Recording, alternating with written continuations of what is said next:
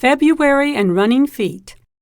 If you hear the sound of running feet in February, it's not sweethearts rushing to buy Valentine's Day cards. It's not a stampede to celebrate President's Day either. It's the sound of the beginning of track season. Coaching track is quite different from coaching basketball or football. A track coach has to be as flexible as a gymnast. He has to know much more than running techniques. He also has to be familiar with the high jump, long jump, pole vault, discus, and the javelin, among other field events. Track is a multifaceted sport, and it takes a multi-talented coach. My husband Dan worked as head track coach at a junior high school for many years. The following story comes from that experience.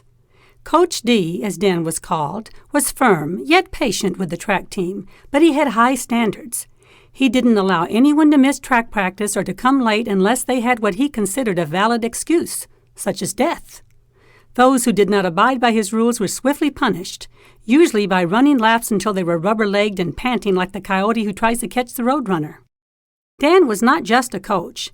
He was also a mentor and motivator and prided himself in his communication skills. He interacted well with everyone, the team, the parents, and the other coaches. His favorite saying was, "Do I make myself understood?" One of Dan's many duties as track coach was to manage and assist in running off the track meets. With the numerous track and field events that occur simultaneously, many helping hands were required. Dan needed judges, timers, and starters to ensure the meets ran smoothly. Thankfully, many parents and high school track coaches always volunteered to help. A light breeze blew one April morning as the sun shone brightly on the season's opening track meet. Parents and other spectators watched from the stands. The track area was filled with young athletes dressed in sleeveless shirts and running shorts. They were stretching and jogging to warm up as they prepared for competition. As Dan prepared to fire the gun to start the running events, a coach from a visiting school approached him.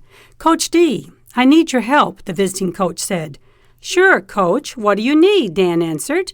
"Since you're the starter for the 100-yard dash today, I need you to remind my runner to watch the smoke when you shoot the gun. He's hearing impaired, so he won't hear it." "No problem," replied my husband. "Which runner is it?" The coach pointed at a boy standing with a group down the track. Dan continued shooting the starter pistol for the other races. Then it was time to line up for the 100-yard dash. Dan walked up to the boy the coach had pointed out earlier. He lightly tapped him on the shoulder. "I'm Coach D," he enunciated slowly and distinctly, using hand gestures to make his point. "Your coach asked me to remind you to watch for the smoke from the gun when the race starts. Just keep your eyes on me when we begin. Do you understand?"